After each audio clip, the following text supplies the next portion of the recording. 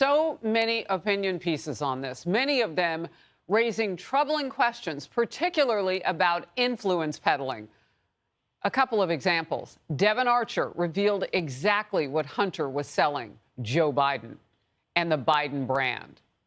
In focus now, Republican Congressman Pat Fallon of Texas, member of the House Oversight Committee.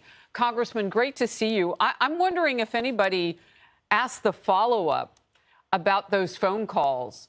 How is it even possible that the president would not have been told, either before or after, who was on that line? National security rests on his shoulders as the former vice president to protect the rest of us from who might be on there. And he had to have known his name was in play. Hunter told us that in a 2019 interview with ABC News.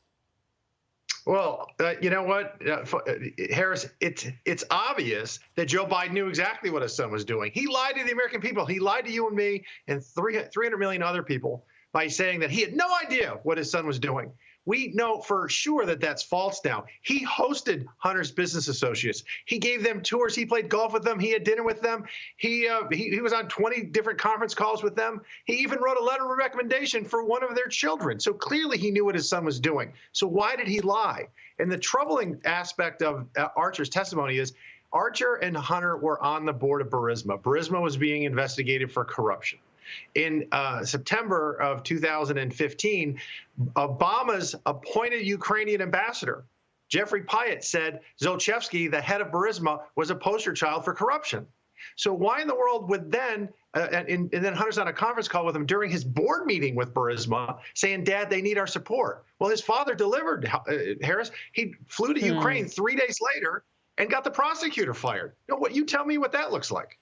Well, we all know what it looks like because it happened on national television. Everybody got to see it at the time. And he said he was just joking, but he was going to hold up aid money until they fired that prosecutor. Also, critics are not buying Democrats' sort of nicety defense. Let's watch a bit. Goldman's comments were ridiculous. Well, what the heck was he doing on the phone? What do you think Hunter wanted him on the phone for? To say, remember, my dad is the vice president of the United States. I'm a big dog. He's a big dog. Do business with us. That's exactly what it was all about. It's really amazing to watch the extent in which people like Representative Goldman will just refuse to recognize any evidence. You could have a picture of President Biden actually bearing mountains of gold, and they would say that he was simply doing gardening. An op-ed echoing those very points. It says, no, Joe Biden was not discussing the weather with Hunter's shady pals, adding the idea that VP Biden helped his screw-up son play big shot and did nothing more than chit-chat is simply absurd. Congressman, your reaction.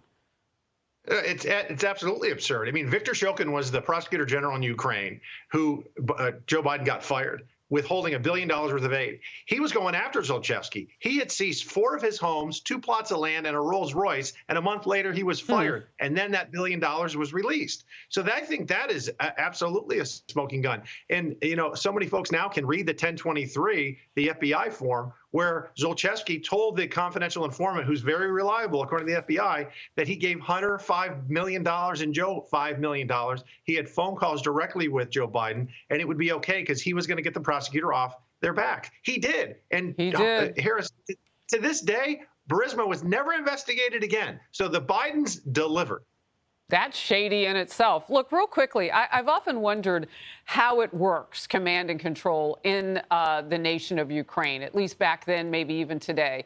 How cozy would a company like Burisma have been with the government? And the reason I ask that is, of course, we're backstopping them in a war against Russia right now.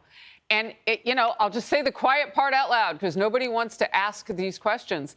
Was this part and parcel of why they couldn't get into NATO even, 8-10 years ago? That's a great question. And also, is Joe Biden supporting Ukraine because he believes it's in the United States' best interest, or is he supporting them because he's compromised? That is a very important question. And this is surreal. This is like a bad novel, quite frankly, Harris. We don't know. Ukraine has a problem with corruption. We know that. The Russian influence, the oligarchy, et cetera. And to have his son be on the board and then to get the prosecutor fired because he's investigating basically his son's company, in and of itself has the perception, and perception sometimes is reality, and he should have been nowhere near that. Instead, he was right in the thick of it. Yeah. Well, look, I've had a lot of generals tell me that had we gotten into that war early on, it would never have gone all the many days, hundreds of days now into this. So there are a lot of questions about the strategy that Joe Biden used. And what I'm asking about is the impetus for that strategy. Where was it? Are we first? Is America's security first? All right, let's move. Shockwaves still rumbling after Hunter Biden's sweetheart plea deal blew up. Boy, he's been in the news a lot, only because of his dad, of course. And that happened in a Delaware courtroom just last week. We've learned much more about the Bidens' foreign ties since that original deal was inked. 3 top Republicans now are asking Attorney General Merrick Garland for details on how exactly that, quote, atypical plea deal happened in the first place. One of them is House Judiciary Chairman Jim Jordan. Let's watch. God bless this judge last week who asked the right questions. She asked because she said, has this kind of agreement ever been, is this unprecedented? And the answer was, yes, it is. Yes, it's never happened before. That demonstrates how the Justice Department has been, frankly, turned against the American people and not applying the law in an equal manner like they're supposed to in our great country. The Daily Mail is reporting on Hunter's, quote, laundry list of potential foreign influence violations that span China, Russia, Ukraine, Romania, Kazakhstan, Mexico, and other Latin American countries. The law they may have violated is known as FARA, the Foreign Agents Registration Act. It aims to limit foreign influence on U.S. officials, of course, because, as you said, it makes them, well, maybe capitulate to what could go on. Is it bribery? We don't know. Well, you know what? And he never registered, and he was trying to get Zlochevsky a visa, and he moved, heaven and earth to try to do that. And he was, again, never registered. And also about a sweetheart plea deal, when we had the IRS whistleblowers come in, they said it was unprecedented that they were ordered not to initiate contact with Hunter Biden. They could park outside his house, but they couldn't initiate contact with him, so they never got to interview him. And then for Agent Ziegler, his red line was when he wanted to go and get a search warrant for Hunter Biden's storage unit in Northern Virginia, and the assistant U.S. attorney, Leslie Wolf, tipped off Hunter Biden's lawyers. What is going on here, Harris? We've never, in the 27 years that those gentlemen served as agents of the IRS, they had never seen anything like that before. Sweetheart plea deal, sweetheart life. Congressman Pat Fallon, thank you very much. Great to have you in focus. Thanks, Harris.